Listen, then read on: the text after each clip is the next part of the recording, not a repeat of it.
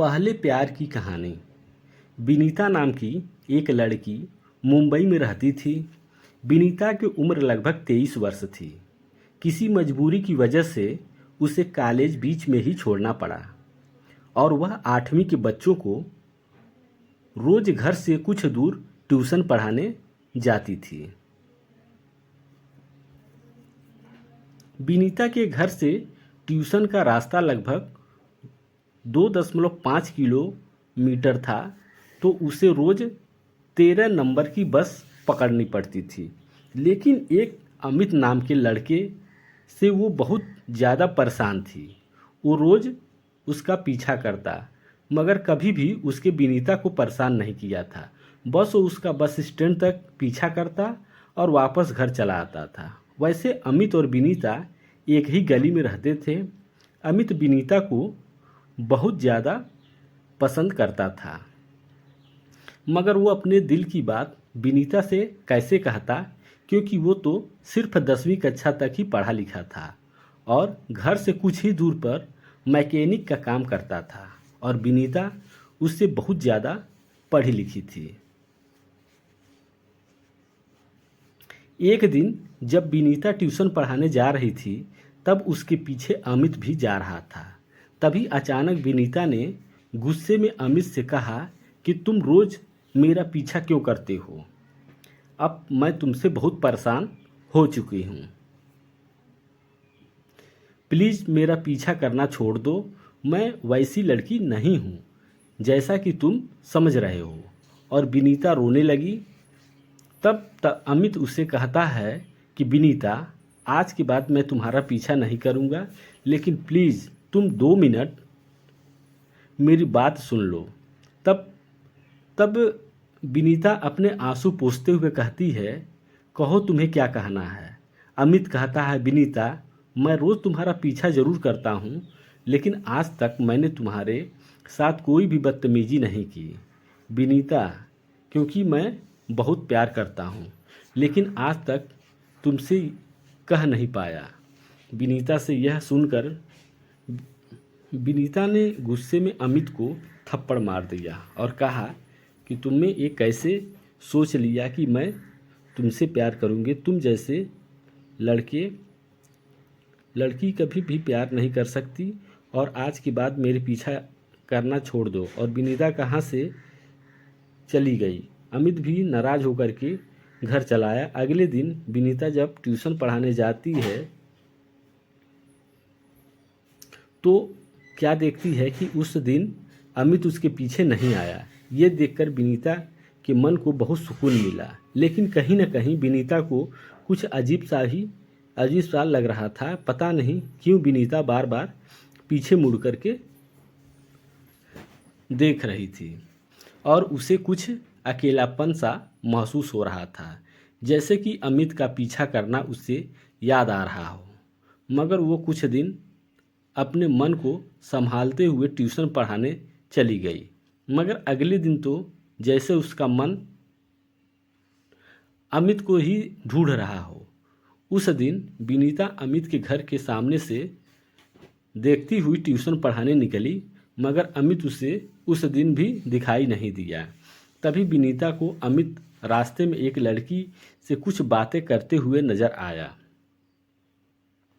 और विनीता उन दोनों के पास से ही गुजरती है। तभी अमित विनीता को देख लेता है, मगर वो उसे देखकर अपना मुंह घुमा लेता है ताकि विनीता वे न समझे कि वो दोबारा उसका पीछा कर रहा है। मगर विनीता उन दोनों को देखकर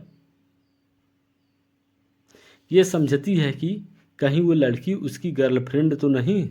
तब विनीता आगे चल कर के दोबारा पीछे मुड़ कर के देखती है, मगर अब वो दोनों वहाँ से चले गए थे। लेकिन विनीता रास्ते में चलते चलते ये सोच रही थी कि उसके दिमाग में अमित था। इतने में ख्याल क्यों आ रहे थे, तभी वो सोचते हुए ट्यूशन पढ़ाने चली जाती है। तभी अगले दिन मुंबई में तेज़ बारिश हो जाती है, मगर विनीता को ट्यूशन पढ़ाने जाना था क्योंकि बच्चों के लिए उसे नोट्स बनाने थे।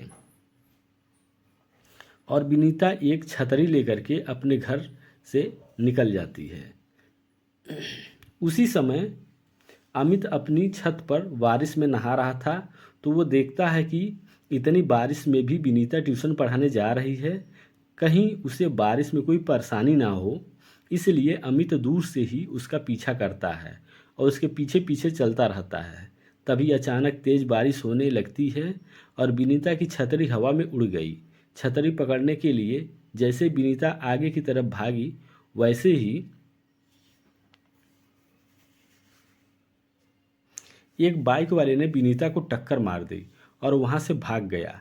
अमित विनीता से बहुत दूर खड़ा था। जैसे अमित ने देखा विनीता नीचे गिर पड़ी, वैसे ही अमित उसे बचाने भागा।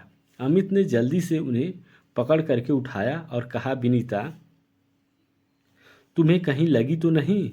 विनीता कहती है, तुम्हारे होते हुए मुझे कुछ हो सकता है अमित, और आज तुम मेरा पीछा कर रहे थे।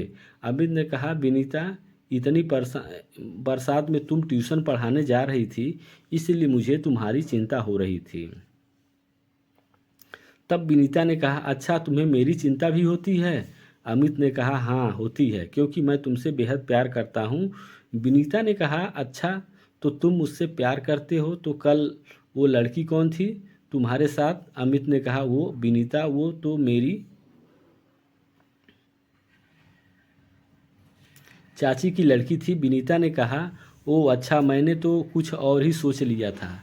अमित ने कहा, चलो विनीता, अब ज़्यादा बारिश में मत भीगो, मैं तुम्हारे घर छोड़ देता हूँ। तब विनीता कहती है, नहीं अमित, आज मुझे तुम्हारे साथ इस बारिश में ही भीगना है, क्योंकि मैं भी तुमसे प्यार करने लगी हूँ अमित, और उन दिन मैंने गुस्से में तुम्हारे थप्पड़ मारा था, उसके लिए मैं तुमसे माफ़ी मांगती हूँ। Amit, I am sorry. Amit ने कहा, नहीं विनीता, तुम्हारा कोई भी गलती नहीं है, सारी गलती मेरी ही थी, मुझे तुम्हारे ऐसे पीछा नहीं करना चाहिए था। विनीता ने कहा, चलो अब पहले की सारी बातें भूल जाओ और कल से तुम ही मुझे बस स्टैंड तक छोड़ने आओगे, और मुझे कभी छोड़ने की सोचना भी मत,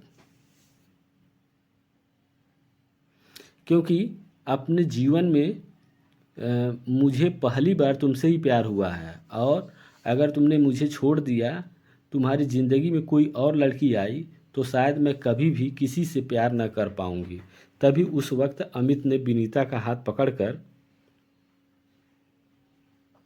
उसे अपने सीने से लगा लिया और कहा कि विनीता, मेरा भी पहला और आखिरी प्यार तुम ही हो, और मैं तुम्हें कभी धोखा नहीं दे सकता। प्लीज़ मुझ पर विश्वास करो। I love you. Forward. Vinita और दोनों बारिश में ही एक दूसरे की बाहों में लिपट जाते हैं।